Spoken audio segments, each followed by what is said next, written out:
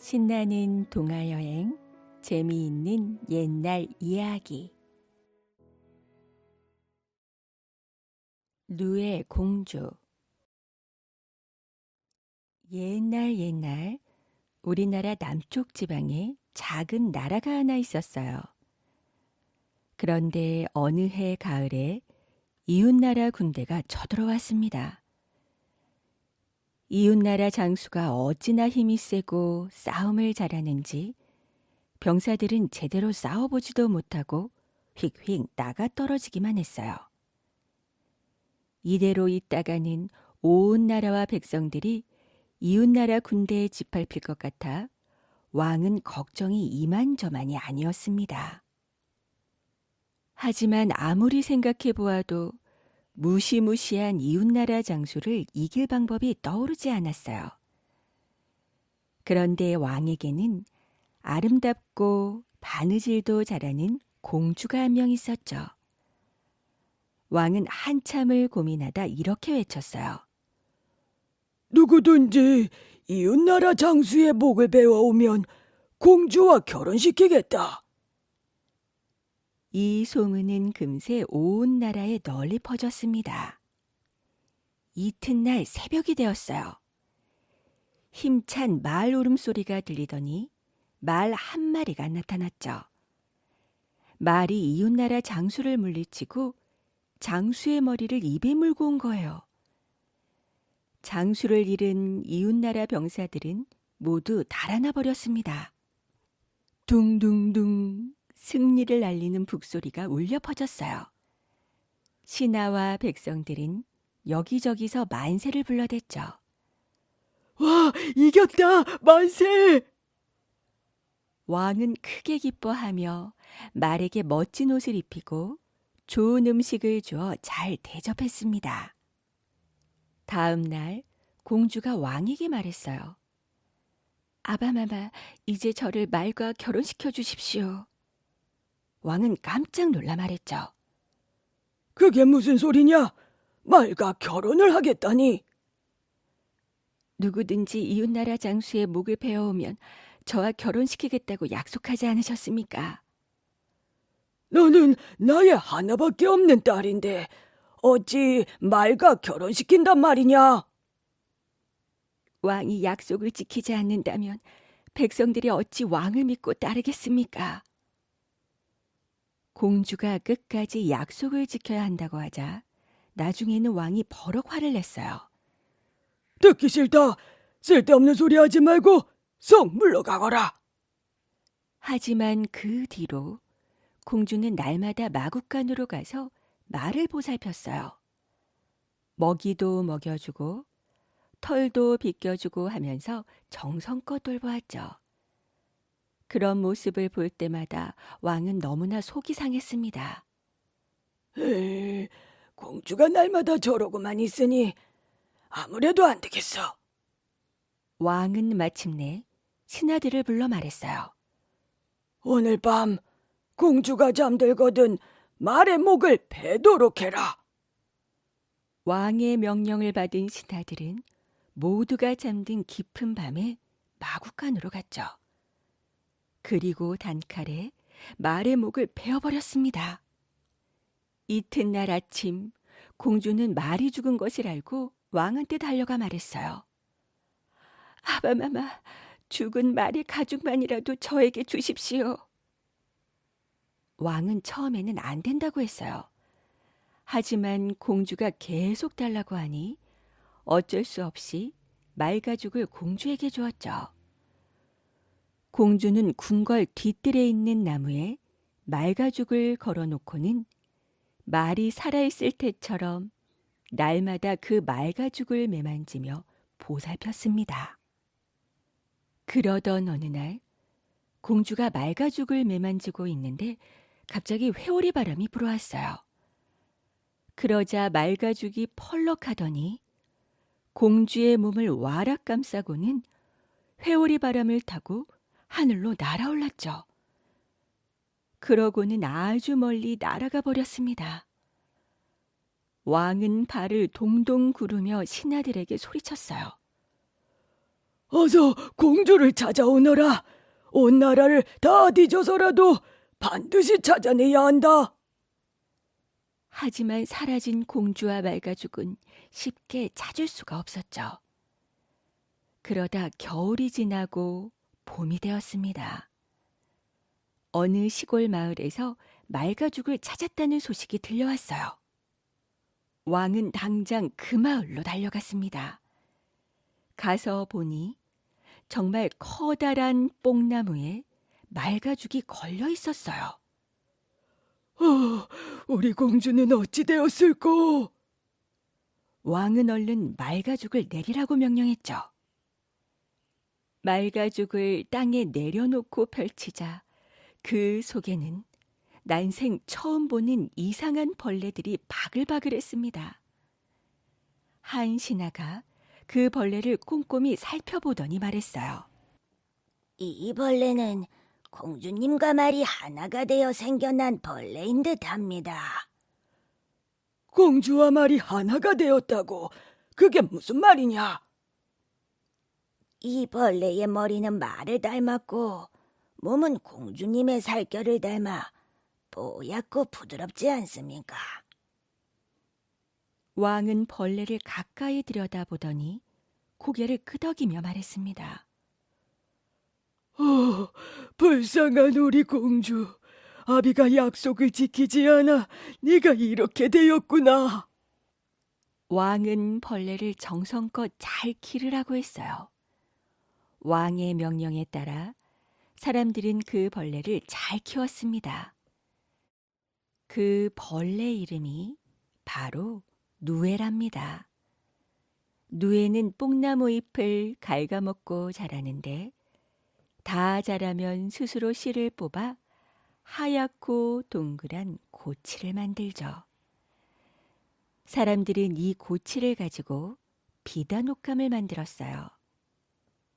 누에가 고치를 짓는 것은 바느질을 아주 잘했던 공주를 닮았기 때문이랍니다.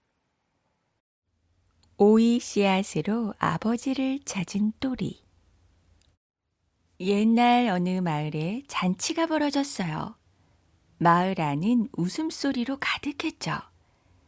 신랑 신부가 결혼하는 잔칫날이었거든요.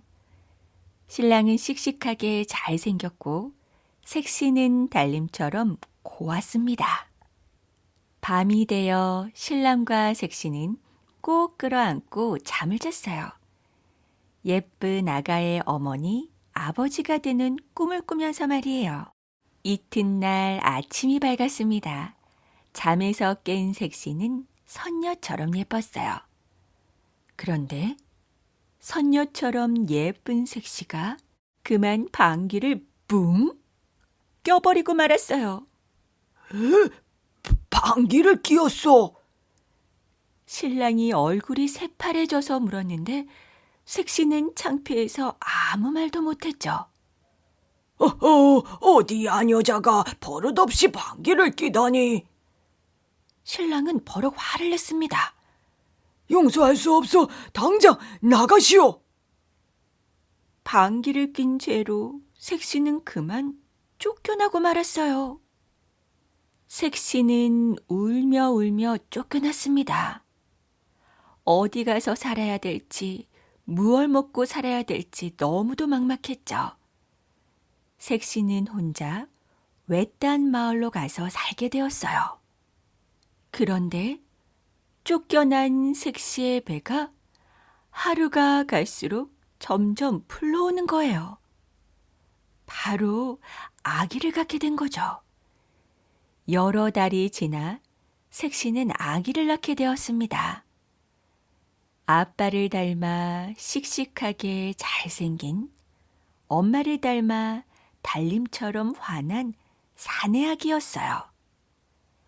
색시는 아기의 이름을 또리라고 지었습니다. 엄마가 된 색시는 또리를 알콩달콩 잘 키웠어요. 또리는 엄마의 사랑을 듬뿍 받으며 무럭무럭 잘 자라났죠. 그러던 어느 날이었습니다. 9살이 된 또리가 밖에 나갔다가 울며 울며 돌아왔어요. 얘야, 무슨 일이 있었니? 엄마가 물었죠. 아버지 없는 아이라고 친구들이 놀려요. 아휴, 이리 오렴. 엄마가 얘기를 해주마. 엄마는 아들에게 오래된 이야기를 들려주었습니다. 새색시였을 적에 방귀를 뿡 끼어 신랑한테 쫓겨난 이야기를 말이죠. 또리는 엄마 이야기를 듣고 곰곰이 생각했어요. 방귀 낀 건 죄가 아니잖아요. 제가 아버지를 찾아 나서겠어요. 그렇게 말한 또리는 아버지를 찾아 집을 나섰어요.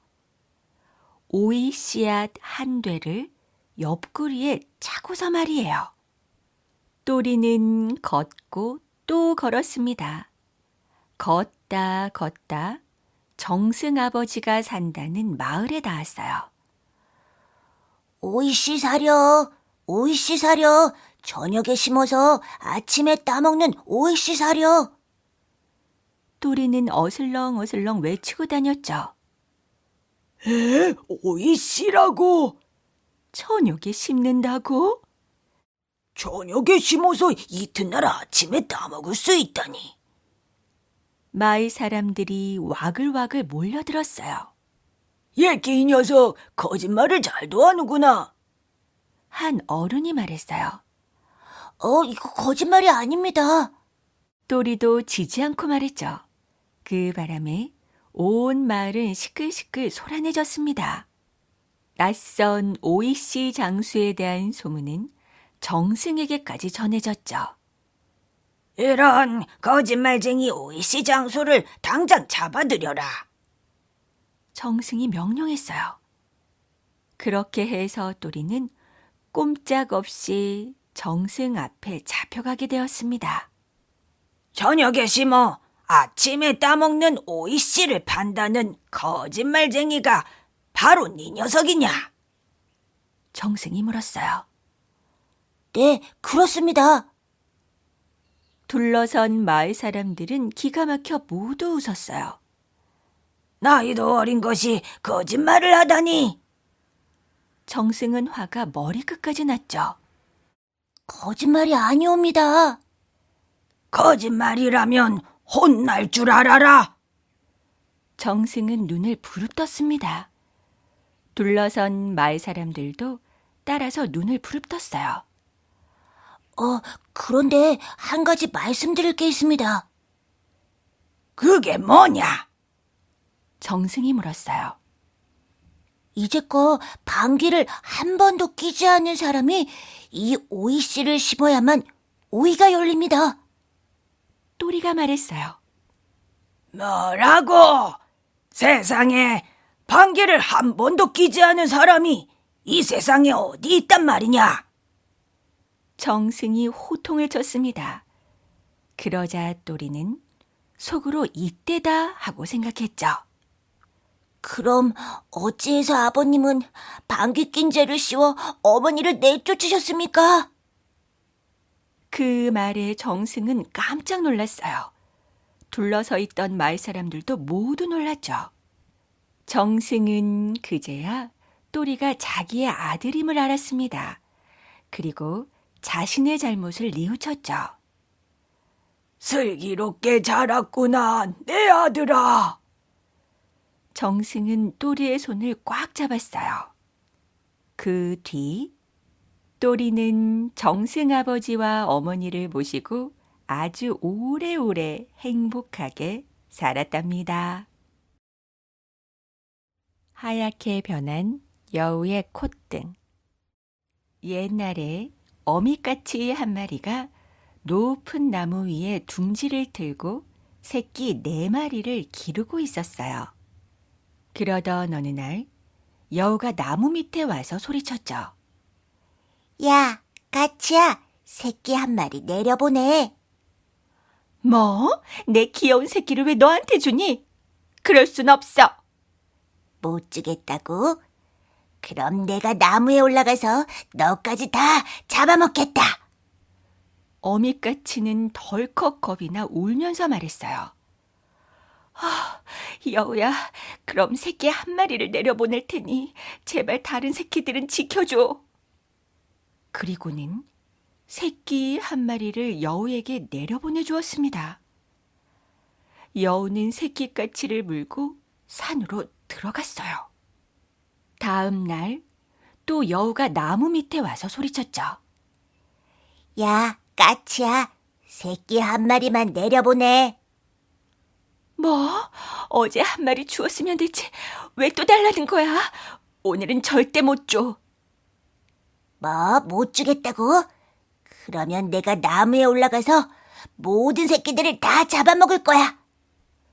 어미까치는 모든 새끼들을 다 잃을까봐 겁이 났어요.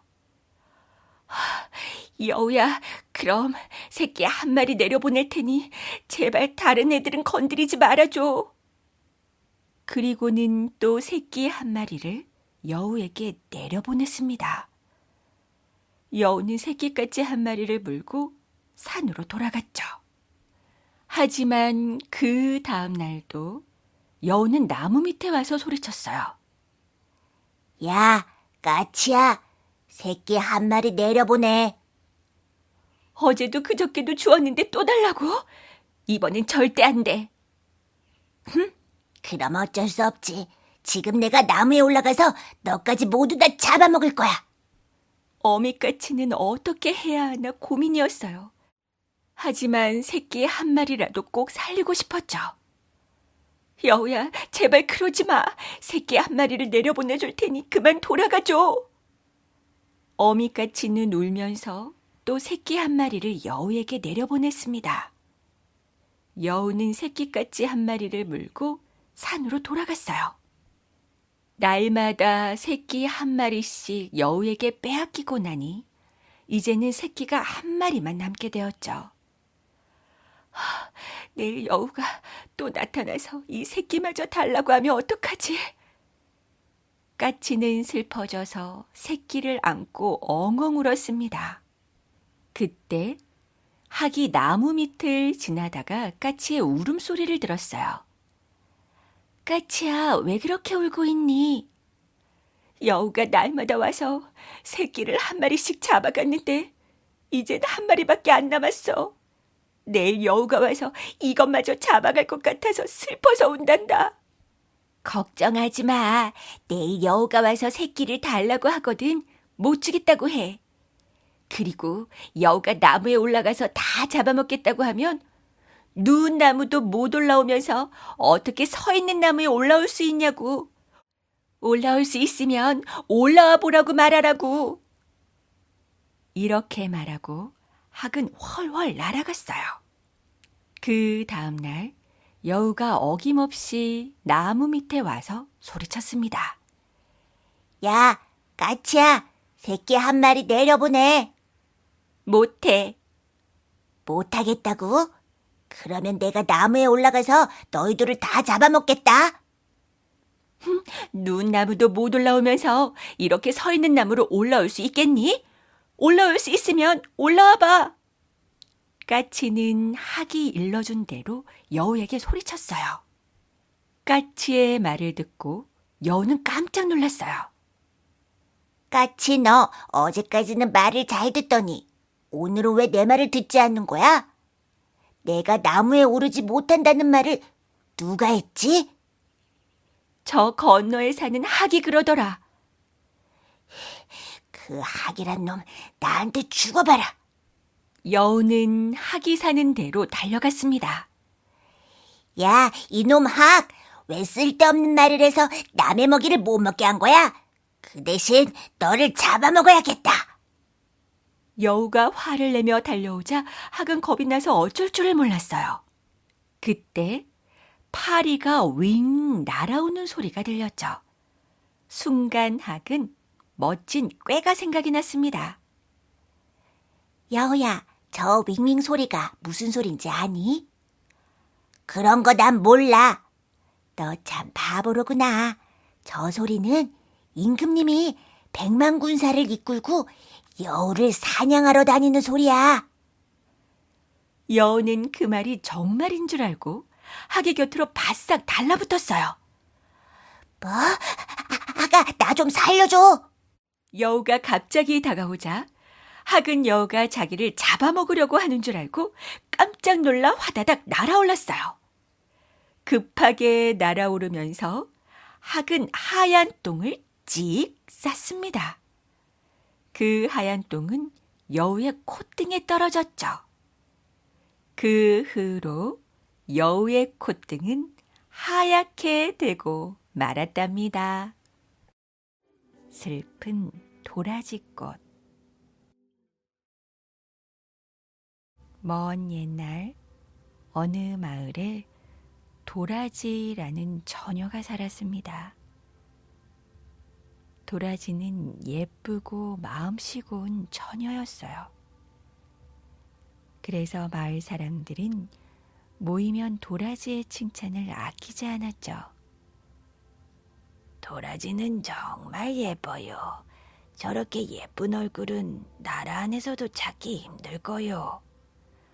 얼굴만 예쁜 게 아니에요. 마음씨는 또 얼마나 곱다고요. 글쎄, 그런 처녀가 부모 형제 하나 없는 고아라니 참 하늘도 무심하시지. 마을 사람들의 말대로 도라지는 나무랄 데가 없는 처녀였지만 외로운 고아였습니다. 도라지는 부모 형제뿐 아니라 일가 친척도 하나 없는 외톨이였죠. 나는 어쩌다 이렇게 아무도 없는 외톨이가 되었을까? 외로울 때면 도라지는 혼자 앉아 이런 생각에 잠기곤 했어요. 그럴 때면 도라지의 얼굴은 외로움으로 그늘이지곤 했죠. 나도 아버지 어머니와 함께 살았으면 좋겠어. 아버지 어머니가 계시다면 얼마나 좋을까. 하지만 그런 생각은 도라지를 더욱 외롭게 했습니다. 하지만 다행히 외로움 속에 사는 도라지에게도 외롭지 않을 때가 있었어요. 그것은 도라지의 유일한 말벗인 바우도령을 만날 때였죠. 바우도령은 언제나 도라지를 따뜻하게 대해주었습니다. 도라지, 얼굴에 늘 그늘이 드리워 있어. 그 그늘이 거치면 더 예쁠 텐데 말이오. 외롭고 쓸쓸하니까 그게 얼굴에 나타나는가 봐요. 자꾸 외롭다고 생각하지 말고 앞으로 외롭지 않으려고 노력을 해봐요. 네, 어떻게 하면 될까요? 바우도령은 생각에 잠겼다가 조용히 입을 열었어요. 우선 스스로 외롭지 않게 살겠다는 마음을 가져봐요. 외로운 사람이 그런 마음을 갖는다고 외롭지 않나요? 그렇소. 사람에게는 마음보다 중요한 게 없소. 일단 마음을 먹으면 사람은 그 마음을 따라가게 되는 것이오. 도라지는 바우도령의 말을 귀담아 들었습니다. 그리고 이렇게 생각했죠. 바우도령님 말을 듣고 있을 땐 조금도 외롭지 않아. 도라지와 바우도령은 날이 갈수록 더욱 가까워졌습니다. 혼자 사는 도라지가 힘든 일을 할 때는 바우도령이 도와주곤 했어요. 그렇게 즐겁게 지내던 어느 날이었어요. 바우도령이 도라지의 어깨를 잡고 말했죠. 도라지, 나중에 나의 아내가 되어주겠소? 그 말에 도라지는 부끄러워했습니다. 그날 이후 도라지는 바우도령의 말을 하루도 잊지 않았어요. 그래, 나는 이제 외롭지 않아. 나에게는 바우도령님이 계시니까. 바우도령이 옆에 없을 때도 도라지는 바우도령을 생각하면 마음이 포근해지는 것을 느꼈습니다. 도라지는 바우도령을 만나면 오래도록 이야기를 주고받았어요. 그렇게 해서 도라지의 얼굴은 몰라보게 밝아졌죠. 도라지는 하루하루가 행복했어요. 그러던 어느 날 바우도령의 뜻밖의 말에 도라지의 행복은 산산이 부서지고 말았습니다. 도라지, 내가 없어도 혼자 지낼 수 있겠소? 무슨 말씀이세요? 바다 건너 중국으로 공부를 하러 가게 되었소. 그 말에 도라지는 눈앞이 캄캄했어요. 공부를 다 하려면 10년이 걸릴 것이오. 하지만 꼭 돌아올 테니 힘들어도 참고 기다려주오. 청천벽력 같은 소리에 도라지는 그만 울음을 터뜨렸습니다. 하지만 며칠 뒤 바우도령은 중국 땅으로 떠나고 말았어요. 바우도령이 떠난 뒤 도라지의 얼굴에는 다시 옛날처럼 그늘이 지워졌습니다. 10년 동안을 어떻게 기다리지? 도라지는 눈물과 한숨으로 세월을 보냈어요. 그러다 문득 도라지는 지난날 바우도령이 했던 말을 생각했죠. 그래, 사람에게는 마음보다 중요한 게 없다고 도련님이 말씀하셨지. 슬퍼하는 마음보다 희망을 가지고 도련님을 기다려야 해. 도라지는 스스로 힘을 내려고 했습니다. 도련님을 기다리는 동안 나도 공부를 하자. 도라지는 바우도령이 돌아올 때까지 공부를 하기로 하고 집을 떠나 절로 들어갔어요. 깊은 산속에 있는 절에서 도라지는 큰 스님을 만났습니다. 스님, 절에서 살고 싶어 왔습니다. 절에서 살고 싶다고? 네, 밥도 짓고 나물도 캐고 빨래와 청소도 제가 하겠습니다. 그 대신 절에 살면서 스님한테 글을 배우고 싶습니다. 그렇게 해서 도라지는 10년 동안 바우도령을 기다려야 하는 사정을 스님에게 이야기했어요. 도라지의 이야기를 다 듣고 난 근스님은 염주를 굴리며 머리를 끄덕였죠. 오냐, 네 사정이 좀 그렇다면 절에 머물면서 글 공부를 하여라. 고맙습니다, 스님. 그날부터 도라지는 절에 살며 청소도 하고 빨래도 하고 밥도 지었어요. 그리고 저녁에는 스님들께 열심히 글 공부를 배웠죠. 스님들은 모두 도라지를 칭찬했습니다. 도라지는 참으로 나무랄 데 없는 처녀야. 부지런하고 마음씨 곱고 얼굴도 예쁘고. 큰 스님도 도라지를 칭찬했어요. 참으로 영리한 아이야. 하나를 가르쳐주면 열을 알거든. 도라지는 바우도령이 그리울 때면 부처님 앞에 나아가 빌었습니다. 부처님, 바우도령님이 꼭 훌륭한 사람이 되어 돌아오도록 해주십시오. 그렇게 한 해, 두 해, 세월이 흘러갔어요. 어느덧 바우도령이 약속한 10년이란 세월이 다 흘렀죠. 도련님이 떠난 뒤로 벌써 10번째 진달래꽃이 피는구나.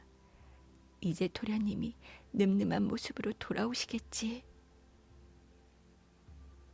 도라지의 마음은 바우도령의 생각으로 마냥 부풀어 올랐습니다. 도라지는 바다가 보이는 뒷산으로 올라갔어요. 떠나실 때 저 바다로 떠나셨으니 돌아오실 때도 저 바다로 돌아오실 거야. 도라지는 하루 종일 바다를 내려다보았습니다. 다음 날도 그 다음 날도 도라지는 바다를 내려다보며 바우도령을 기다렸어요. 하지만 봄이 다 가도록 바우도령은 돌아오지 않았죠. 무슨 일이 생기신 걸까? 도련님이 설마 약속을 잊으신 건 아니겠지? 도라지의 얼굴엔 그늘이 지기 시작했습니다. 보다 못한 큰 스님은 마을로 내려가 아낙네들에게 물었어요. 바우도령의 소식을 아시오. 중국에서 혼인을 해서 그곳에서 살고 있다는 소문이 들리던데요. 뭐라고요? 바우도령이 결혼을 했다고요? 큰 스님은 깜짝 놀라 다시 물었어요. 그러자 옆에 있던 다른 아낙네가 말했죠. 아니에요. 공부를 마치고 글쎄 배를 타고 고향으로 돌아오다 풍랑을 만나서 바다에 빠진 뒤에 소식을 모른대요. 뭐라고요? 바다에 빠진 뒤에 소식을 모른다고요? 큰 스님은 이번에도 깜짝 놀라고 말았습니다. 바우도령을 애타게 기다리는 도라지의 모습이 떠올랐어요. 큰일이야. 도라지가 불쌍하게 되었어. 큰 스님은 무거운 마음으로 절에 돌아왔습니다. 도라지에게 뭐라고 말을 해야 하나? 저렇게 애타게 기다리고 있는데. 하지만 하루하루 바우도령을 기다리고 있는 도라지를 보며 큰 스님은 결국 망설이다 입을 열었어요. 도라지야, 바우도령을 기다리지 말거라. 네? 왜 그러시나요? 큰 스님은 어쩔 수 없이 마을에서 들은 이야기를 해주었어요. 도라지는 눈물을 흘리며 그 소식을 믿으려 하지 않았지만 바우도령은 그 해가 가고 그 다음 해가 와도 돌아오지 않았습니다. 그러던 어느 날이었어요. 큰 스님, 저를 떠나겠습니다. 저를 떠나면 어디로 가려느냐? 산속으로 들어가 혼자 살겠습니다. 너의 생각이 그렇다면 편한 대로 하거라. 네, 그동안 감사했습니다. 안녕히 계십시오. 저를 떠나면서 도라지는 생각했어요. 그래, 깊은 산속으로 들어가자. 이제 도련님은 영영 떠나셨으니 나 혼자 살 수밖에 없어. 아무도 없는 곳에 가서 모든 인연을 끊고 살아가면 도련님에 대한 그리움도 잊혀질 거야. 도라지는 깊은 산속으로 들어가 오두막집을 지었어요. 그리고 밭을 일구며 외롭게 살아갔죠. 하지만 바우도령의 생각은 떠나지 않았습니다. 바우도령이 생각날 때마다 도라지는 산신령님께 기도를 올렸어요. 산신령님, 앞으로 도련님 생각을 하면 저에게 벌을 내려주세요. 그렇게 세월은 무심히 흘러갔어요. 차츰 도라지의 얼굴엔 주름살이 생기고 머리카락은 희끗희끗해졌습니다. 아, 나도 이제 할머니가 되는구나. 도라지는 쓸쓸하게 쓴웃음을 지으며 먼 산을 바라보았습니다. 그런데도 여전히 도련님 생각이 나니 어쩌면 좋을까? 어느 때는 참을 수 없을 만큼 바우도령이 생각이 나 도라지는 산으로 달려 올라가기도 했어요. 나는 왜 아직도 도련님을 잊지 못하는 걸까? 도련님을 생각하지 않겠다고 산신령님께 굳게 맹세까지 해놓고선 도라지는 산 위에서 하염없이 바다를 내려다보곤 했습니다. 해가 뜨면서부터 해가 질 때까지 바다를 내려다보는 때도 있었어요. 저 바다 건너엔 중국 땅이 있겠지. 도련님은 지금쯤 어디에 계실까? 아니야, 나를 찾아오시다가 저 바다에 빠지셨을지도 모르지. 도라지는 옛날 바우도령과 나란히 앉아 바다를 내려다보며 나누던 이야기를 생각하기도 했습니다. 어떻게 되셨는지 소식이라도 들을 수 있다면 지금보다 덜 그리울 텐데. 도라지의 주름진 얼굴에는 어느새 눈물이 주르륵 흘렀어요. 눈물을 흘리며 바다를 내려다보고 있을 때면 눈물 속으로 어른어른 바우도령의 모습이 나타났어요. 바우도령의 모습은 점점 커져서 먼 바다 위 하늘에 가득 찼죠. 그리고 바우도령의 다정한 목소리가 들려왔습니다. 도라지, 잘 있었소. 약속을 지키지 못해 미안하오. 당신은 아직도 나를 기다리고 있구려. 너무 오랫동안 기다리게 해서 미안하오. 이젠 나를 더 기다리지 마시오. 부디 잘 있소. 도라지가 하늘 가득 떠오르는 바우도령을 향해 팔을 벌리면 바우도령은 그렇게 서서히 바다 너머로 모습을 감추었습니다. 도련님, 어디로 가세요? 제발 저를 혼자 두고 떠나지 마세요. 도라지가 소리내 울며 쫓아갔지만 바우도령의 모습은 흔적도 없이 사라졌어요. 도라지는 바우도령이 사라진 바다 너머를 바라보며 하염없이 눈물을 흘렸습니다. 그러다가 문득 도라지는 정신을 차렸죠. 이런, 내가 여기서 뭘 하고 있나? 해가 지는 것도 모르고 울고만 있었나? 어서 내려가자.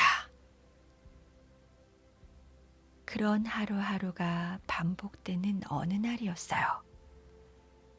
그날도 도라지는 산에서 바다를 바라보고 있었죠. 그런데 어디선가 도라지를 부르는 소리가 들렸습니다. 도라지야.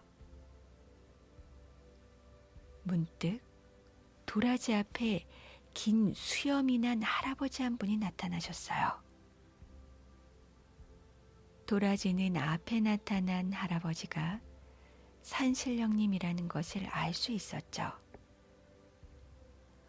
산신령님.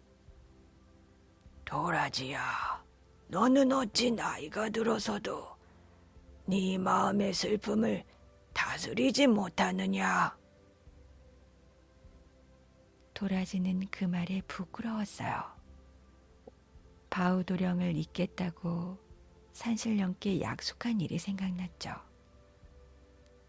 하지만 도라지는 용기를 내어 말했습니다. 산신령님, 도련님을 잊으려 해도 잊을 수가 없습니다. 도련님을 한 번만 만나게 해주십시오. 저의 마지막 소원입니다. 도라지의 눈에서는 눈물이 비오듯 흘렀어요. 산신령님은 무서운 목소리로 도라지에게 말했죠. 너는 네가 한 말을 잊었느냐?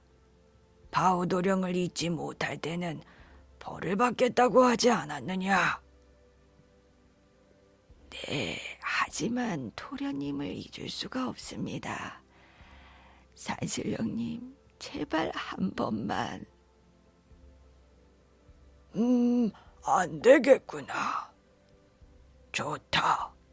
너는 앞으로 죽지도 말고 늙지도 말고 계속해서 한자리에서 바우도령이나 기다리도록 하여라. 그렇게 산신령의 말이 끝나자 도라지는 그 자리에서 꼼짝할 수가 없었어요. 그리고 그대로 한 줄기의 꽃으로 변해버렸습니다.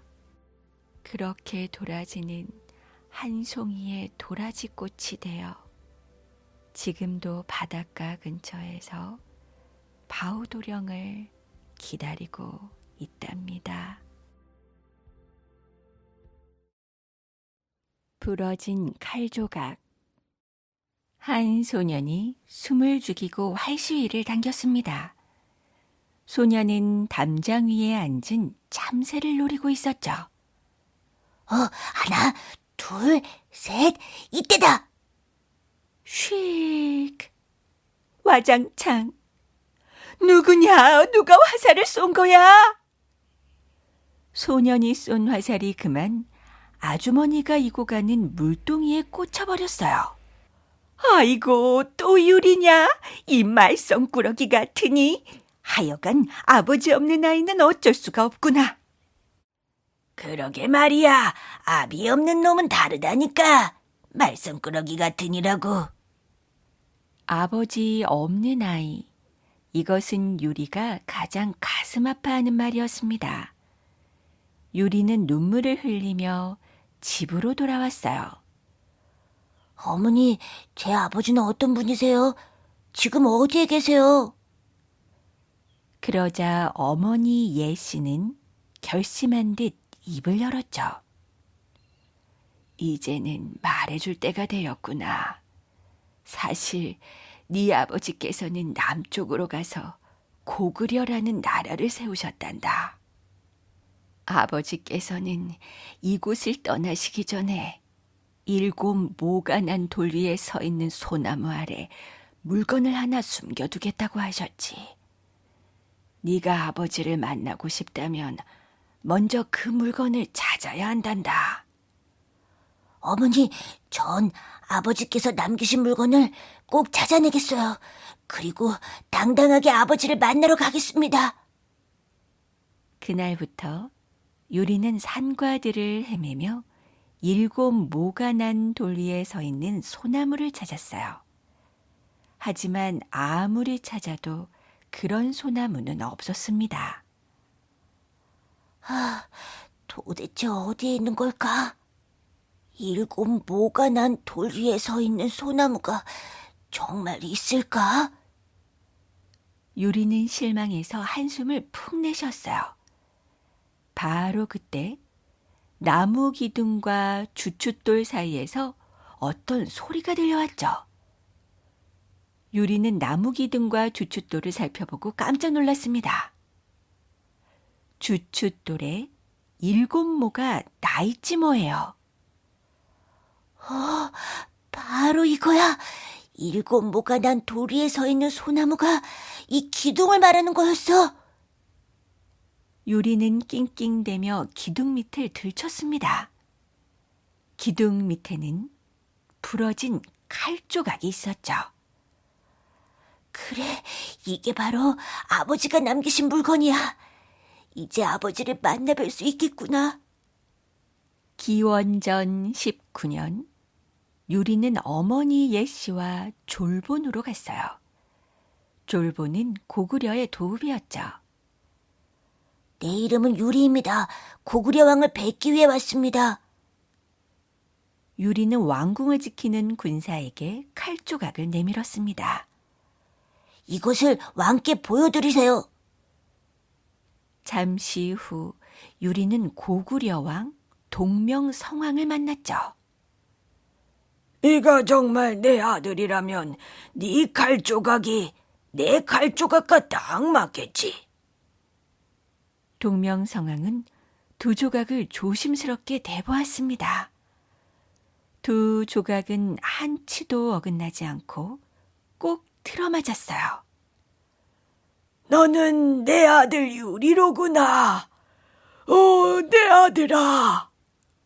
이렇게 훌륭하게 잘 크다니. 하지만 안타깝게도 동명성왕은 깊은 병에 걸려 있었어요. 유리야, 나는 곧 세상을 떠날 것이다. 너를 태자로 삼을 터이니 내 뒤를 이어 고구려를 잘 다스려다오. 얼마 후 동명성왕은 조용히 숨을 거두었습니다. 기원전 19년 가을, 유리가 고구려에 온 지 꼭 5개월 만이었어요. 아버님, 벌써 가시면 아니 되옵니다. 유리는 슬퍼서 가슴이 미어지는 듯했어요. 하지만 언제까지 슬퍼할 수는 없었죠. 동명성왕은 졸본 땅으로 와서 졸본 부여왕의 둘째 딸과 결혼을 했습니다. 둘째 딸에게는 이미 비류와 온조라는 두 아들이 있었죠. 고구려 사람들은 모두 비류 왕자가 동명성왕의 뒤를 이어 왕이 될 것이라고 생각했어요. 그런데 갑자기 유리가 나타나 태자가 되었으니 다들 깜짝 놀랄 수밖에요. 이렇게 되자 고구려 신하들은 두 갈래로 나뉘었습니다. 유리 대장님이 왕이 되셔야지요. 안 됩니다. 굴러온 돌이 박힌 돌을 빼다니요. 왕위는 비류 왕자님이 이으셔야 합니다. 날마다 신하들끼리 싸움을 벌였습니다. 유리 태자와 비류 왕자, 온조 왕자는 점점 걱정이 커져만 갔어요. 이대로 있다가는 고구려가 위험해지겠어. 마침내 비류 왕자와 온조 왕자는 큰 결심을 했어요. 저희는 고구려를 떠나겠습니다. 남쪽으로 내려가 새 나라를 세우겠습니다. 비류 왕자와 온조 왕자는 어머니와 함께 백성들을 이끌고 남쪽으로 떠났어요. 기원전 19년 유리 태자는 동명성왕의 뒤를 이어 고구려의 두 번째 왕인 유리왕이 되었죠. 목숨이 아까우면 식량을 다 내놔. 목숨을 살려주십시오. 다 가져가면 우리는 어떡하라고. 당시 고구려는 여러 이민족에게 둘러싸여 있었어요. 특히 선비족은 시시때때로 고구려로 쳐들어와 백성들을 괴롭히고 식량을 빼앗아갔습니다. 힘이 없으면 백성을 지킬 수 없다. 고구려 백성을 지키기 위해서는 강한 힘이 필요하다. 유리왕은 주먹을 불끈 쥐었습니다. 기원전 9년 유리왕은 신하들에게 말했습니다. 선비족은 끊임없이 우리 백성들을 괴롭혀왔다. 누가 나서서 선비족을 물리치겠는가? 그때 부분노 장군이 앞으로 나섰어요. 선비족 사람들은 용감하나 지혜롭지 못합니다. 힘이 아니라 꾀로서 상대해야 합니다. 어떻게 하는 게 좋겠소? 제게 좋은 생각이 있습니다. 부분노 장군은 유리왕에게 무언가를 속삭였습니다. 유리왕의 눈이 반짝 빛났어요. 좋소. 그렇게 합시다. 며칠 후 고구려 군사 몇 명이 선비족 우두머리를 찾아갔어요. 고구려는 작고 약한 나라로 선비족을 두려워하고 있습니다. 저희는 목숨을 구하려고 도망쳐 왔습니다. 그 말이 사실이냐? 고구려 군대가 강하다더니 역시 말뿐이었군. 선비족 우두머리는 한껏 콧대가 높아졌죠. 덩달아 선비족 군사들도 고구려를 우습게 생각하게 되었어요. 고구려 군사도 별것 아니었군.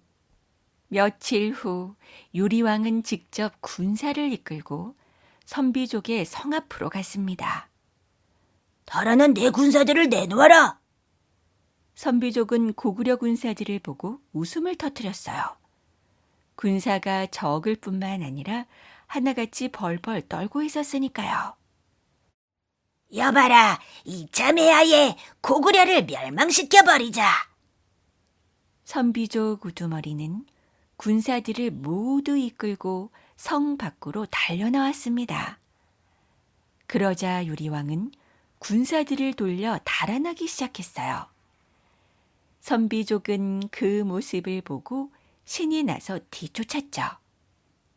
바로 그때 근처 산에서 군사 한 무리가 내려와 선비족 성으로 곧장 쳐들어갔습니다. 바로 부분노 장군이 이끄는 고구려 군사들이었어요. 선비족 군사들이 모두 밖으로 나가 성은 텅 비어 있었죠. 그 덕분에 부분노 장군은 손쉽게 성을 빼앗을 수 있었습니다. 선비족의 우두머리는 그제야 정신이 퍼뜩 들었어요. 이런, 우리가 속았구나. 어서 성으로 돌아가자. 하지만 이미 때는 늦었습니다. 꽁지가 빠져라 도망치던 고구려군이 되돌아와서 힘차게 소리를 지르며 선비족을 공격하기 시작했어요. 선비족은 깜짝 놀라 허둥지둥 성으로 달아났죠. 하지만 이번에는 성 안에 있던 고구려 군사들이 막아섰습니다. 요놈들 어디 한번 혼 좀 나봐라. 결국 선비족은 그 자리에서 항복하고 말았어요. 이렇게 해서 유리왕은 선비족을 정복할 수 있었습니다. 그렇게 선비족을 정복하고 나서 10년이 지났어요. 그 사이 고구려는 백성들이 많이 늘어났습니다. 졸보는 지형이 험해 나라를 지키기 좋다. 하지만 사람들이 오고 가기에 불편하고 농사 지을 땅이 부족해. 장차 나라가 발전하려면 더 넓고 좋은 땅으로 도읍을 옮겨야겠다. 마침내 유리왕은 3년에 백성들을 이끌고 국내성으로 갔습니다. 이후 국내성은 427년에 장수왕이 평양성으로 도읍을 옮길 때까지 424년 동안 고구려의 도읍이 되었어요. 늘 나라와 백성을 위해 애쓰던 유리왕은 18년 봄에 숨을 거두고 말았습니다. 그는 고구려의 기반을 튼튼하게 다진 훌륭한 고구려의 두 번째 왕이었답니다.